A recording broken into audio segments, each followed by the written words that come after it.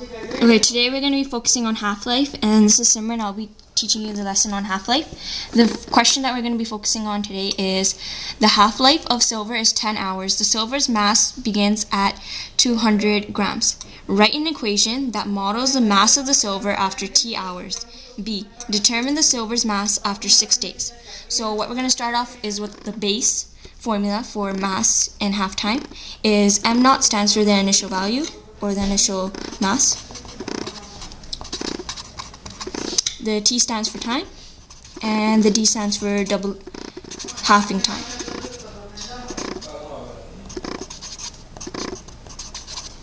Okay, so for this equation, we know that 200 is the initial value, and we know that it's halving, and we know that we don't know T, so we're going to leave that as a variable, and the D is 10, because that's our half time. B, since we already have the equation, we can solve. 6 days is equal to how many hours? That's what we're solving for.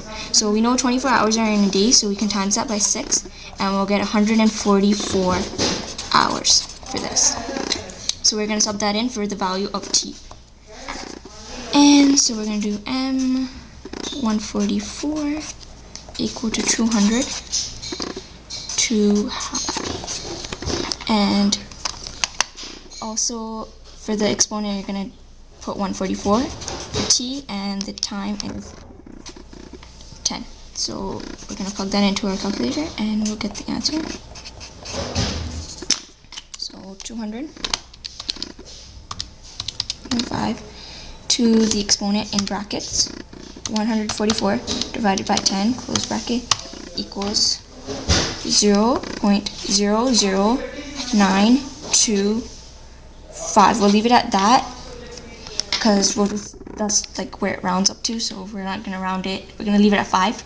So that would be our answer.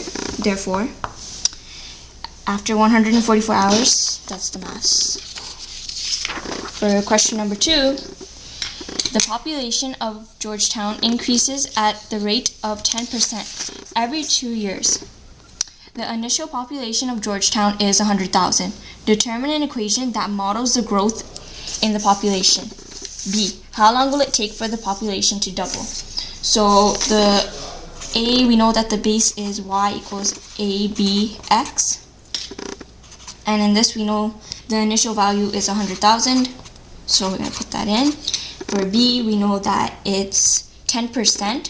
So we're going to do the 10% and we're going to divide it by 100. Giving us 0.1, and we're going to do 1 plus 0.1 to the exponent of T over 2. 2 because we know that it's every 2 years, so that's our halving time. So that would give us the P of T is equal to 100,000. 1.1 T over 2. So that would be our equation. For B, we're trying to figure out how long will it take for the population to double in its value. So right now we know the population is 100,000, so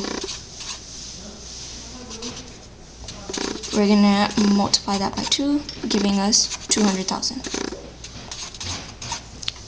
Okay, so now what we're going to do is we're going to put that in over here. We multiply the 100,000 by 2 because the question specifically asking for it to double. Yeah.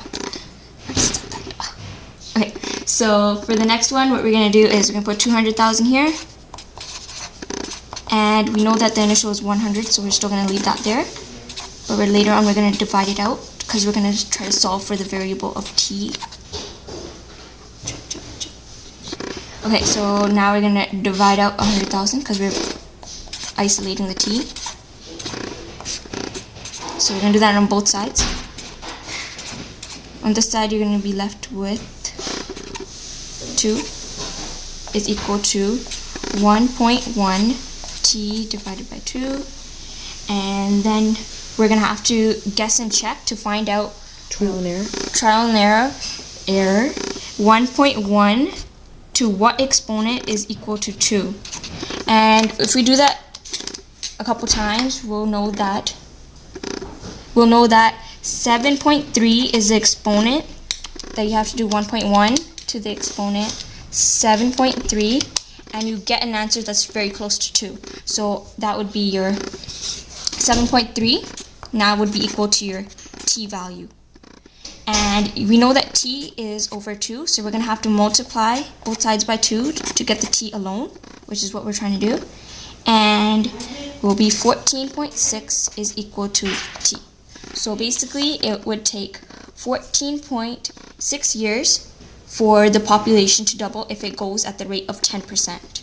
So that's basically it for half-life and this question.